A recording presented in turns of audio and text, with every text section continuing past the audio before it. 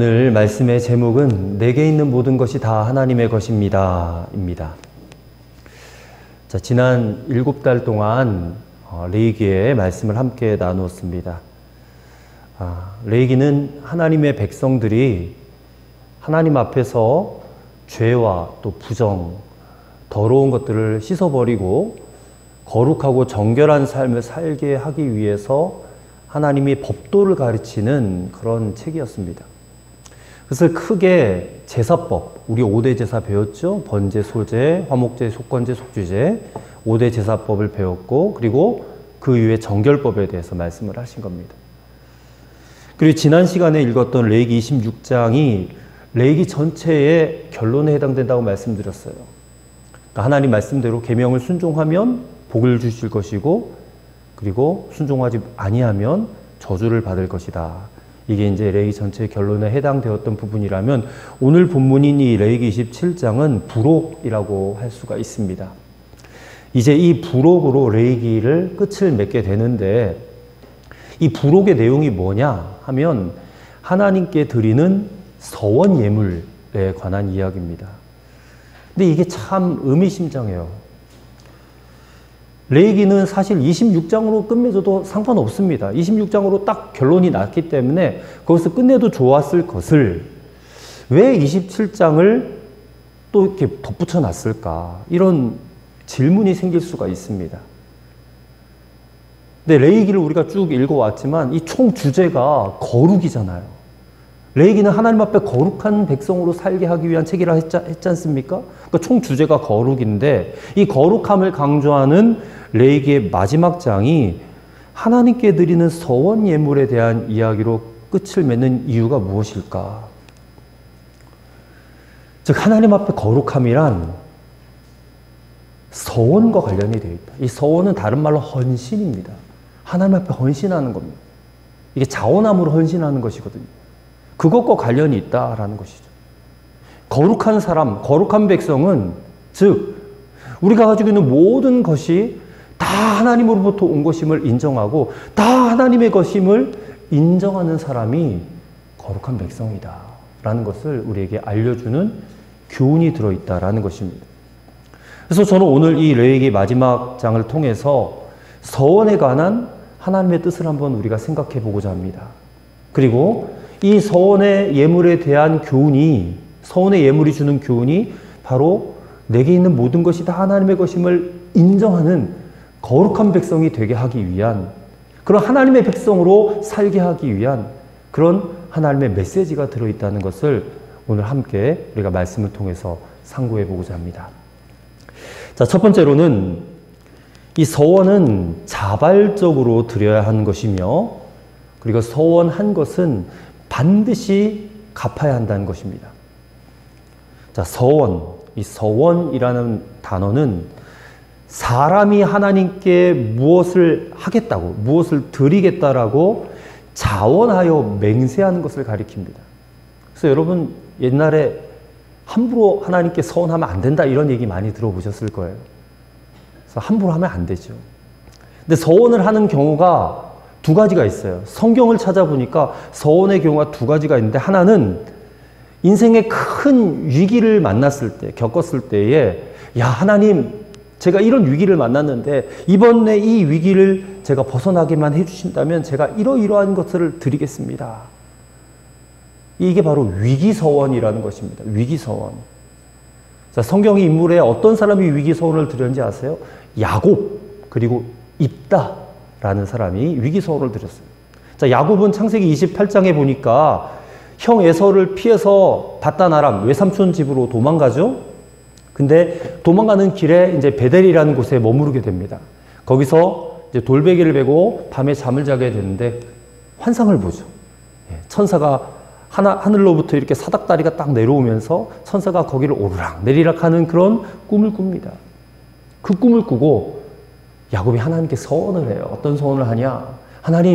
하나님께서 나를 지켜주시고 나로 하여금 평안히 다시 아버지의 집으로 돌아오게 하신다면 하나님은 나의 하나님이 될 것이고 내가 기둥으로 세우는 이 돌이 하나님의 전이 될 것입니다.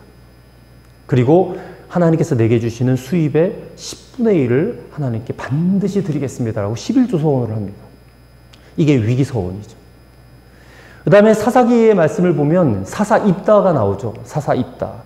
근데 입다가 사사인 시대 때 암몬 사람이 이스라엘을 쳐들어와요. 그래서 막 괴롭히는 것입니다. 그래서 이제 전쟁에 나아가면서 입다가 굳이 하지도 않아도 될 서원을 해요. 어떤 서원을 하냐? 하나님, 우리가 저 암몬 사람들과 전투를 하게 되는데 우리가 이번 전투에서 이기게 해주시면 내가 돌아갈 때에 우리 집에서 가장 먼저 나와서 나를 반겨주는 사람을 여호와께 번제로 드리겠습니다. 사실 참 쓸데없는 서원을 하는 거예요. 이렇게 서원을 했는데 이기고 돌아왔어요, 진짜. 돌아와 보니까 누가 입다를 가장 먼저 마중을 나왔느냐? 자기 무남 동료 외동딸이, 딸이 자기를 반기러 제일 먼저 나오는 거예요. 그래서 할 수 없이 자기 무남 동료 외동딸을 시집도 보내지도 못하고 여호와께 바칠 수밖에 없는 그런 사람이 되고 말았습니다. 어쨌든 이게 위기서원이에요. 위기서원. 그 다음에 또 하나는 하나님께서 은혜 주실 것을 믿고 감사해서 드린 서원이 있습니다. 이게 이제 감사서원이라고 하는 거거든요. 자, 첫 번째는 위기서원이 있었고 두 번째는 감사서원. 이 감사서원은 누가 드렸느냐? 한나가 드렸어요. 이제 사무엘상 1장 보면 한나가 아들을 못 낳으니까 하나님 앞에 서원 기도를 합니다. 하나님, 제게 아들을 주시면 그 아들을 하나님께 바치겠습니다 하고 기도했어요. 하나님이 그 기도를 들으시고 한나에게 아들을 주시죠.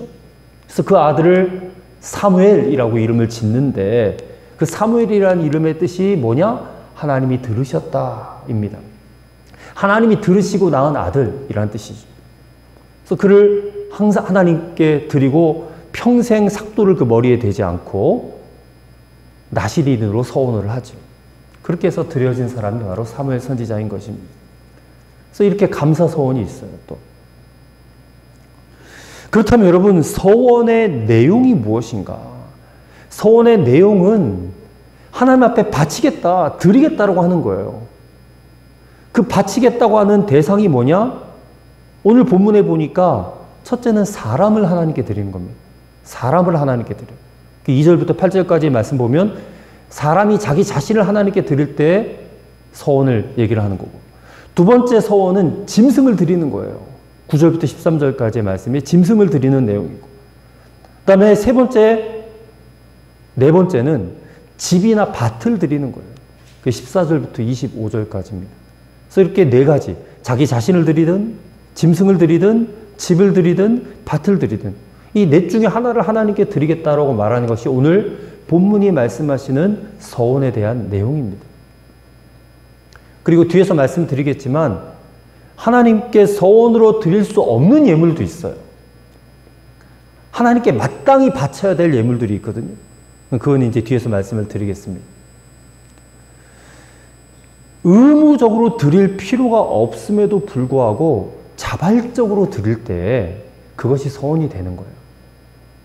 그러니까 서원은 의무 예물이 아닙니다. 이건 자발적인 예물이에요. 근데 누군가 막 강요해요. 강요해서 드리는 예물은 서원 예물이 될 수가 없습니다. 할 수 없이 막 협박받아서 하는 것은 서원이 될 수 없어요. 자발적으로 드리는 것만이 서원이 될 수가 있어요. 우리 오래전에 부흥회 같은 거 할 때 부흥 강사 목사님들이 70년대, 80년대에 꼭 그랬어요. 꼭 서원하게끔 막 강요를 했단 말이에요. 강사 목사님. 그래서 교회를 뭐 증축시켜야 되고 확장시켜야 되는데 뭐 권사님들은 의무적으로 얼마를 하라. 뭐 집사님들 얼마를 하라. 막 이런 식으로 서원을 강제로 시켰어요. 또 성도들이 그때는 참 순진해가지고 그런 서원 하라고 말씀하신 걸 진짜 하나님 말씀으로 알아듣고 그 앞에서 무리한 서원들을 하셨단 말이에요. 그걸 나중에 갚지 못하니까, 하나님 앞에 갚지 못하니까 그것 때문에 신앙에 큰 문제가 생기고 위기를 또 겪는 그런 경우들도 참 많이 있었어요. 그렇다면 여러분, 하나님께 한 서원을 반드시 갚아야 되는가? 만약에 하나님 내게 아들을 주시면 주의 종으로 드리겠습니다. 그럼 갚아야 되는가? 반드시 갚아야 됩니다.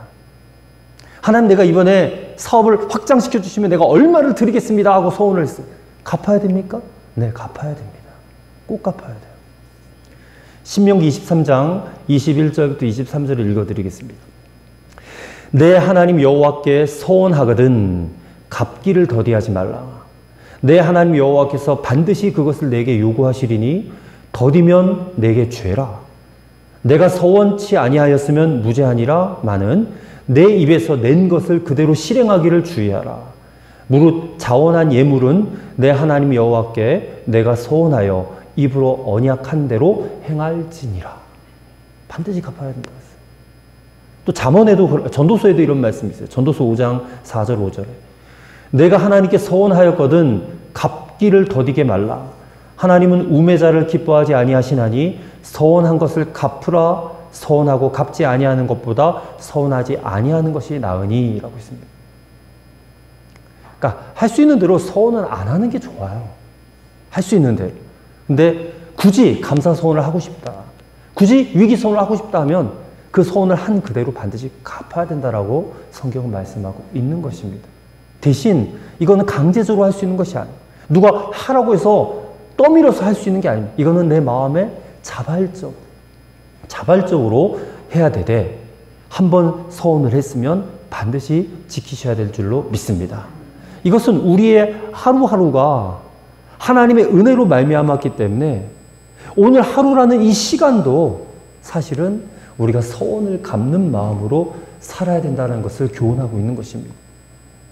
서원을 드린 자는 반드시 자신의 서원을 갚아야 하듯이 아무리 우리에게 어려운 상황이 닥친다 할지라도 하나님께 대한 헌신의 자세를 변함없이 지켜야 되는 것으로 여러분 받아시기를 간절히 축원합니다. 그 다음에 두 번째는 하나님께서는 돈보다 우리 마음 받기를 더 원하신다라는 것입니다. 자, 이제 서원에 대해서 좀 구체적으로 살펴볼 텐데요. 2절부터 8절까지는 사람을 드리겠다. 사람의 서원에 관한 경우입니다. 자, 여기서 사람을 드린다라는 것은 이 사람을 죽여서 번제로 드린다 이런 얘기가 아니에요. 사람의 값을 정해서 바친다는 거예요. 이것을 이제 속전이라고 그래요. 속전. 사람의 값을 정해서 바친다. 그 값을 하나님이 딱 정해 놓으셨어요. 자, 20살부터 60살까지, 20살부터 60세까지는 남자면 은 50세겔을 바쳐야 되고 여자면 은 30세겔을 바쳐야 돼요. 또 5살부터 20살까지 남자는 20세겔을 바쳐야 되고 여자는 10세겔을 바쳐야 돼요. 그리고 태어난 지 1개월째부터 5살까지 남자는 은 5세겔, 여자면 은 3세겔 바쳐야 되고 그 다음에 60살 이상 남자는 은 15세겔, 여자면 은 10세겔을 바쳐야 된다. 그렇게 딱 말씀해 놓으셨습니다. 근데 여러분 8절의 말씀을 보세요. 서원한 사람이 그것을 감당할 수가 없으면 어떻게 해야 되는가에 대한 구절이 8절 말씀입니다. 그러나 서원자가 가난하여 너의 정가를 감당치 못하겠으면 그를 제사장의 앞으로 데려갈 것이요 제사장은 그 값을 정하되 그 서원자의 형편대로 값을 정할지니라 했어요. 이 구절이 사실 오늘 말씀에서 참 중요한 말씀인데 하나님의 은혜에 대해서 감사하고 싶은데 하나님께서 정해놓으신 값을 감당할 수 없는 가난한 사람들을 어떻게 해야 되냐 말이에요. 근데 그런 사람들은 제사장 앞으로 데리고 오라는 것입니다. 그러면 제사장은 그 사람의 형편과 능력에 맞게 값을 다시 책정해 주라는 것입니다. 제사장이. 그러니까 이것은 하나님 앞에 서원을 했는데 그 서원이 좀 무리가 됐어요. 그래서 다 갚을 수가 없어요. 그럴 경우 하나님이 오늘 말로 디스카운트 해주신다는 거. 디스카운트. 자, 여기서 우리가 무엇을 볼 수 있는가? 하나님의 마음입니다. 하나님의 긍휼의 마음입니다. 우리 하나님은 디스카운트 해주시는 하나님. 가난한 사람도 하나님께 헌신하고 싶은 마음, 그 마음을 드릴 수 있도록 길을 열어 놓으시는 거예요. 주석을 보니까 이 대목은 인간을 향한 하나님의 긍휼이 구체적으로 표현된 것이다 라고 설명을 해놨더라고요. 인간을 향한 하나님의 긍휼이 구체화된 것이다. 왜냐하면 누구나 다 하나님 앞에 헌신해야 되거든요. 그렇지 않습니까? 구원받았는데 헌신을 안 합니까? 하나님 앞에? 누구나 다 헌신을 해야 되는데 그 하나님 앞에 헌신하는 것은 결코 바쳐지는 금액의 액수 문제가 아니라 하나님께 바쳐지는 마음의 문제다라는 겁니다. 마음의 문제. 자, 두 번째로 9절부터 13절은 짐승을 하나님께 서운한 경우예요. 자, 하나님께 서운하여 드리는 것은 이게 정한 짐승이든 부정한 짐승이든 상관이 없어요. 근데 여기도 이런 예외가 있어요. 바치기로 한 짐승과 너무 정이 들어가지고 그 짐승을 바치고 싶지 않은 거예요. 물고 싶은 거예요. 물고 싶어. 서운한 것을 물고 싶을 때 어떻게 해야 되느냐? 하나님은 그 짐승 값에다가 5분의 1을 더해서 제사장에게 주면 물을 수 있다라고 말씀하고 계세요.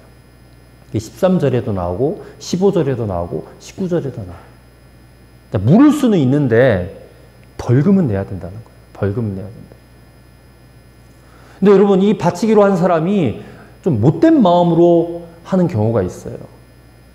바치고자 한 짐승이 소인데, 어린 송아지였을 때 하나님 앞에 드리겠다라고 서원을 했는데 이게 너무 잘 먹고 잘 커서 아주 튼실한 우량한 소가 되었단 말이에요. 그래서 마음이 싹 바뀌어가지고 하나님, 이거는 내 것으로 하고 저 2년 길러서 제일 빈약한 것은 하나님께 드리겠습니다. 이렇게 우열을 바꾸는 경우가 있어요. 그럴 때 하나님이 어떻게 하시느냐? 자, 9절과 10절의 말씀을 보십시오. 9절과 10절입니다. 사람이 서원하는 예물로 여호와께 드리는 것이 가축이면 여호와께 드릴 때는 다 거룩하니 그것을 변경하여 우열감 바꾸지 못할 것이요 혹 가축으로 가축을 바꾸면 둘 다 거룩할 것이며 라고 말씀하고 있어요. 자, 우열간에 바꾸면 어떻게 되느냐? 둘 다 거룩하게 된다라는 것이 무슨 말이냐? 둘 다 하나님의 것이 된다는 거예요. 그러니까 원래 서운한 짐승에다가 나중에 바꾸려고 했던 열등한 짐승까지 다 하나님의 것이 된다라고 말씀하는 것입니다. 자, 이 말씀에서 우리가 깨달아야 될 교훈이 뭐예요? 하나님 앞에 꼼수 부리면 안 돼요. 꼼수를 부리면 안 된다. 하나님께서 인간에게 속으시는 분이신가? 우리가 하나님 앞에 마음이 정직해야 된다는 것이, 하나님 우리의 마음 중심을 보신다라는 것입니다. 하나님은 우리의 마음 받기를 원하시는데 사실 하나님께 그 송아지 한 마리가 뭐겠어요? 그게 뭐가 하나님 앞에 대단한 거겠습니까? 근데 사람의 마음은 안 그렇거든요. 하나님은 우리 마음 받기를 원하시는데, 근데 그런 마음으로, 이 꼼수 섞인 마음으로 하나님 앞에 뭐를 드린다고 한들 그게 하나님 앞에 뭐가 돼주겠고 우리에게 뭐가 유익하겠냐 그 말입니다. 그러니까 이걸 잘 보시라는 거예요. 그 다음에 14절부터 25절까지는 이제 집이나 밭을 하나님 앞에 드리겠다라고 서운한 경우인데, 여기서도 그것을 물고 싶은 사람의 이야기가 나와요. 그러면 아까도 말씀드렸듯이 그 정한 가격, 집의 가격과 밭의 가격에다가 5분의 1을 더한 값을 벌금으로 내고 물을 수 있다는 겁니다. 어쨌든 인간의 이 연약함을 하나님이 인정은 해주시는 거예요. 물을 수 있는 여지는 남겨놓으셨어요. 그렇지만 원래 가격보다 더 많은 금액을 지불해야 돼요. 사실 인간의 입장에서는 손해잖아요. 5분의 1을 더해서 내야 되니까. 만약에 100만 원을 드리기로 했는데 집값이 100만 원이에요. 100만 원을 드리겠는데 그걸 내기가 싫어요. 그럼 5분의 1이 얼마예요? 20만 원을 덧붙여서 120만 원을 내고 물을 수 있다. 그 말입니다. 그랬기 때문에 서원을 함부로 하면 안 된다. 아무리 급박한 상황이라도 믿음의 분량대로 해야 되지. 좀 깊이 생각하고 신중하게 해야 된다. 그 말입니다. 분위기에 따라서 남들이 하니까 나도 해야 될 것 같아. 막 이런 사람들 있잖아요. 이 대표적인 사람이 사도행전에 나오는 아나니아와 삽비라라는 사람이에요. 사도행전 5장에 여러분 읽어보셨겠지만 이 아나니아와 삽비라가 먼저 하나님 앞에 바쳐드린 바나바라는 사람이 자기 재산을 다 팔아서 이제 가난한 자들을 위해 구제하라고 사도들을 발 앞에 갖다 놓은 것을 보고 자기들도 이게 하고 싶은 거예요. 분위기가 그랬던 것 같아요, 보니까. 근데 자기들의 재산을 다 정리해서 팔고 갖다 주니까 이게 너무 아까운 겁니다. 그래서 그 중에 얼마를 감추어두고 일부만 바친 거예요. 근데 베드로가 뭐라고 합니까? 왜 거짓말하냐? 왜 성령을 속이느냐? 그래서 어떤 일이 벌어져요? 초대교회? 이 아나니아 삽비라가 둘 다 죽음을 맞게 되는 겁니다. 너무나 이건 끔찍한 상황이죠. 이제 다음 주부터 사도행전 말씀 나눌 텐데 이제 그 이야기도 함께 나누게 될 겁니다. 참 오고 가는 세대에 부끄러운 이름이 되고 말았죠. 여러분, 서원은 우리가 하나님 앞에 뭔가 도움이 되어 드리겠다라고 하는 것이 절대 아닙니다. 하나님은 우리의 도움 따위 필요 없어요. 하나님은 이 온 세상 우주 만물에 충만하신 분이고 이 모든 것이 다 하나님의 것이지 않습니까? 근데 그런 하나님께 내가 뭐라고, 내가 뭔가를 좀 해드린다고 하나님께 만족이 되겠어요? 하나님께서 무슨 돈이 없어가지고 이렇게 서원에 대한 규례를 말씀해 놓겠어요? 남자는 뭐 50세겔, 여자는 30세겔 이렇게 꼭 내라고 그렇게 돈이 없어가지고 이런 말씀 하시겠습니까? 하나님은 인간의 돈이 필요 없잖아요. 없으신 분이잖아요. 근데 그럼에도 불구하고 이렇게 서원의 규례를 정해놓고 내라고, 헌신하라고 말씀하시는 것은 잘 들으세요. 우리의 마음을 보시겠다는 겁니다. 우리가 하나님을 얼마나 사랑하는지 그 마음을 보시겠다는 거예요. 하나님은 돈의 액수의 많고 적음보다 우리가 얼마나 하나님을 사랑하는지 그 마음을 받으시고 싶으신 거예요. 이 교훈을 분명히 깨달으시기를 바랍니다. 그러므로 사실 서원은 우리에게 굉장히 유익이 돼요. 왜? 하나님을 사랑하는 마음으로 드리는 것이니까. 하나님을 사랑하는 마음의 표현을 하는 것이니까 그 자체가 우리에게 복이 되지 않겠습니까, 여러분? 하나님이 그 내 마음을 받으시고 보시고 얼마나 기뻐하실까요? 야, 내가 가장 원하는 게 네 마음인데 네가 이렇게 너의 마음을 내게 표현해 주니 내가 얼마나 흡족한지 모르겠구나 하시지 않겠느냐 그 말이에요. 사랑하는 성도 여러분, 마음을 하나님께 드리시길 바랍니다. 여러분의 사랑을 하나님 앞에 표현하시기를 바라요. 이게 서원의 진정한 정신이고 레위기 마지막 장을 읽으면서 우리에게 주신 하나님의 메시지인 줄로 믿습니다. 그 다음 마지막 세 번째로 오늘 말씀의 제목이지만 내게 있는 모든 것이 다 하나님의 것임을 인정하며 사시기를 바랍니다. 자, 26절부터 33절까지는 사람이 하나님께 서원으로 바칠 수 없는 예물 세 가지를 기록하고 있어요. 하나님 앞에 서원 예물로 드릴 수 없는 예물이 있다는 거예요. 그 첫째가 뭐냐면 초태생입니다. 초태생. 자, 26절 보세요. 오직 가축 중에 처음 난 것은 여호와께 드릴 첫 것이라. 소나 양은 여호와의 것이니 누구든지 그것으로 성별하여 드리지 못할 것이며 라고 있어요. 그러니까 짐승의 첫 새끼 또는 사람의 장자, 처음 난 아들은 원래 처음부터 하나님 거예요. 그렇기 때문에 그것은 하나님께 서원해서 바칠 수가 없다는 말입니다. 이미 하나님의 것인데 어떻게 그것을 하나님께 서원해서 바쳐요? 자, 출애굽할 때 이스라엘의 장자들을 하나님이 살려주셨죠? 그렇죠? 애굽의 장자들은 다 죽여버렸는데. 근데 그 장자를 하나님께서 소유하시는 것이 내 거다. 이스라엘의 장자는 내 거다라고 소유하시는 것이 이게 부당한 일이 아니라는 겁니다. 왜냐하면 하나님이 살려주셨기 때문에. 그래서 그때부터 이스라엘의 장자는 그리고 짐승의 첫 새끼는 다 하나님의 소유로 바쳤어요. 하나님 것입니다. 근데 실제로 하나님이 이스라엘의 장자들을 진짜 취하여 가셨는가? 또 그러진 않으셨거든요. 내 거다 그랬는데 취하여 가시진 않았어요. 대신 레위인은 취하셨어요. 레위인을 취하시고 장자 취하는 것은 대신하신 겁니다. 그걸 잘 아셔야 됩니다. 이게 하나님의 계산이 얼마나 정확한지 몰라요. 레위인의 숫자와 이스라엘 장자의 숫자를 또 계산해 보셔요. 하나님이 계산해 보셔가지고 레위인보다 장자의 숫자가 더 많으면 그 많은 수만큼은 또 속전으로 내게 바쳐라 그래요. 그게 어디 나오냐는 말씀이냐면 민수기 3장에 나오는 말씀이에요. 민수기 3장 46절 47절에 이스라엘 자손의 처음 난 자가 장자가 레위인보다 273인이 더한 즉 레위인보다 273명이 더 많대요. 이스라엘의 장자가. 그럴 때는 매 명에 5세겔씩 취하되 성소의 세겔대로 취하라. 한 세겔은 20계란이라 했어요. 그러니까 그러니까 273 곱하기 5 해가지고 그 세 개를 하나님께 바치라는 거예요. 왜냐하면 하나님의 거니까. 하나님 거니까. 하나님이 정확하신 분이세요. 계산 정확하세요. 우리 그 하나님을 만홀히 여기면 안 됩니다. 우리도 정확하게 하나님 앞에 딱 떼서 바쳐야 돼요. 정확하게. 초태생, 첫 열매는 반드시 하나님의 것이기 때문에 하나님께로 바쳐야 되고 이거를 서원 예물로 드려서는 안 된다는 것입니다. 이미 하나님의 것이니까. 그 다음에 두 번째 서원으로 드릴 수 없는 것은 28절과 29절에 나오는 온전히 바친 물건이에요. 28절, 29절을 보겠습니다.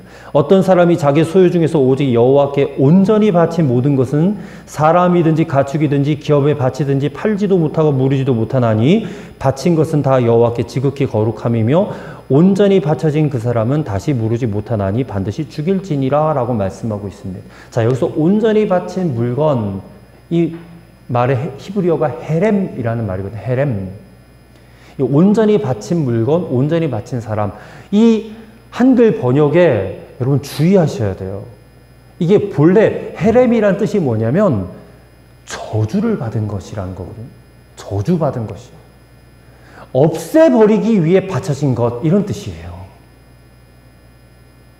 우상숭배자나 또는 그러한 성읍들, 또 신성 모독자나 그러한 자의 재산 등에 적용되어지는 예물이 헤렘이에요. 헤렘. 예를 들어 볼까요? 여호수아서에 보면 여호수아가 여리고성을 공격해 들어갈 때에 하나님께서 명령하십니다. 여리고 성 안에 있는 모든 물건, 모든 사람 다 여호와께 바쳐진 것들이니 다 죽이고 다 불태워버리라고 했어요. 아무리 좋아 보이는 것들이라도 하나도 취해서는 안 돼. 다 죽이고 다 불태워버려야 돼요. 이게 헤렘이에요. 헤렘.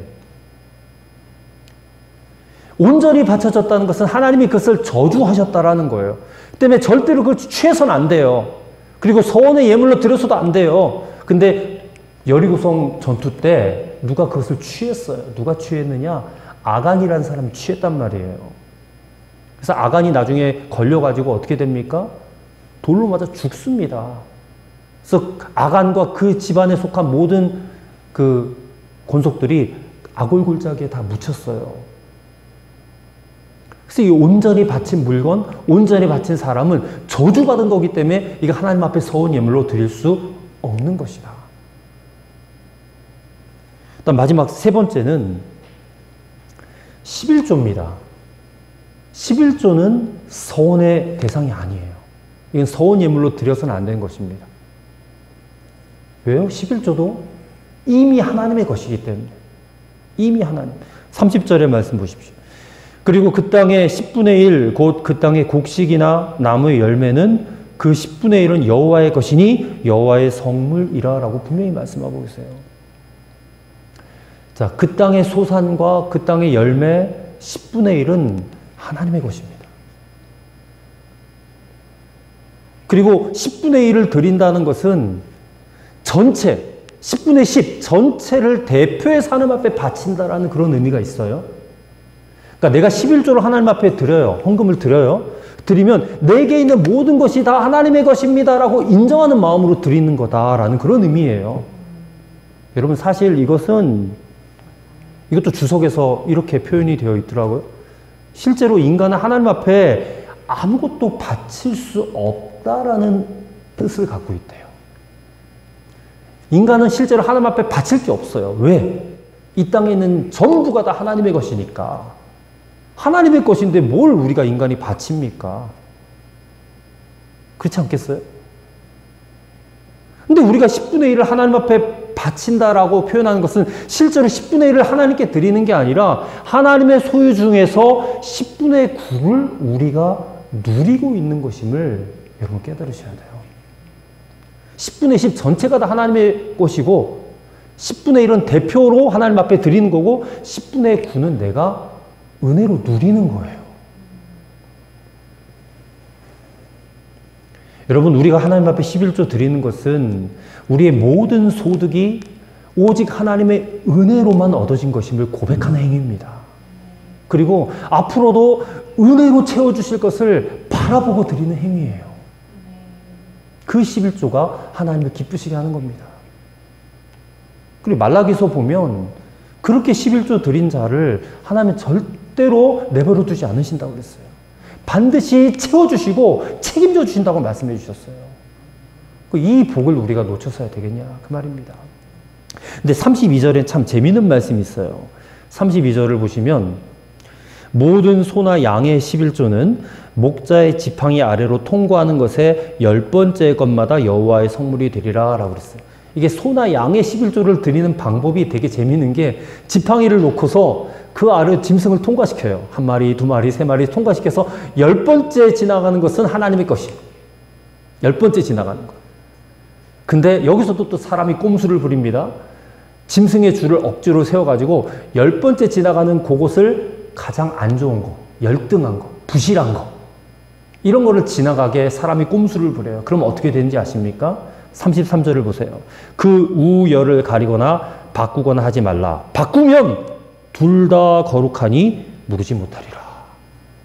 여기서도 아까 앞서 말씀드렸듯이 만약에 우열을 바꾸면 예를 들어서 10번째 지나가는 거 보니까 아이고 왜 이렇게 저렇게 튼실한 게 지나가는 거야 하고 그것을 빼고 약한 것, 빈약한 것, 흠 있는 것을 지나가게 순서를 바꾸면 하나님은 둘 다 그것을 취하신다는 거예요. 둘 다. 저는 여기서 하나님께 드리는 11조를 가지고 인간이 장난질을 치면 갑절로 손해를 본다라는 교훈을 깨닫게 되었습니다. 11조를 장난치지 마세요. 절대 장난치면 안 됩니다. 하나님 갑절로 손해보게 하세요. 이 말씀이 그 말씀입니다. 사랑하는 성도 여러분, 내게 있는 모든 것, 내게 있는 모든 것이 다 하나님의 것임을 인정하는 믿음이 진짜 믿음입니다. 그리고 그것이 거룩입니다. 레위기가 말하는 거룩의 결론이 이 말씀으로 끝나는 것이 오늘 우리에게 얼마나 중요한지. 유튜브나 이렇게 말씀들을 유튜브에 너무나 이렇게 영적으로 혼란스럽게 하는 말씀들이 많이 나와요. 특별히 11조에 대한 말씀이 참 많이 있어요. 11조하고 유튜브 치면요, 하나님 앞에 11조 안 드려도 된다는 그런 메시지들이 엄청나게 많이 나와요. 드릴 필요 없다. 왜 구약의 율법을 신약시대에서는 우리가 드려야 되느냐 하면서 이거는 하나님을 또 하나님께 범죄하는, 11조를 드리는 게 범죄하는 일이래요. 그렇게 설교하는 목사들도 있더라고요. 아니, 어떻게 그런 얘기를 할까? 그런 목사들은 구약 성경 버려야죠. 우리가 구약 성경을 왜 읽습니까, 도대체?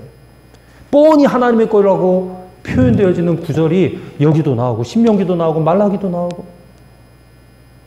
어떻게 그런 해석을 할 수 있는지 이해를 할 수가 없어요. 성도들한테 인기 끌라고 그렇게 말씀을 하는 건지.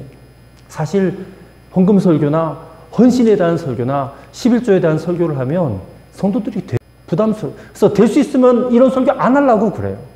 근데 저도 레위기 17장을 읽으면서 왜 하나님이 부담스럽게 이 말씀을 끝에다 붙여놔가지고 이런 설교 저도 별로 하고 싶지 않거든요. 하고 싶지 않지만 왜 이 말씀을 붙여서 우리로 하여금 읽게 하시고 또 설교를 하게 하시는가? 그 하나님의 마음을 저도 깨달아야 될 것 같고 여러분도 깨달아야 될 줄로 믿습니다. 다 하나님의 것이다. 그걸 인정하고 살아라.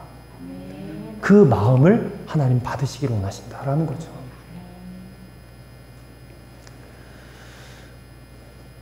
오늘 우리 모두가 정말 하나님의 백성인 줄로 믿습니다. 하나님의 소유된 백성인 줄 믿습니다. 하나님 우리를 지극히 사랑하시고 구별하시고 선택하신 백성인 줄로 믿습니다. 그럴 때 우리가 하나님 앞에 우리는 어떻게 믿음으로 살아가야 될 것인가? 레위기의 거룩에 대한 말씀이 계속 있었지만 마지막에 이 말씀을 우리가 붙잡는 것이 하나님의 거룩을 완성하는 일이 되지 않겠는가 싶습니다.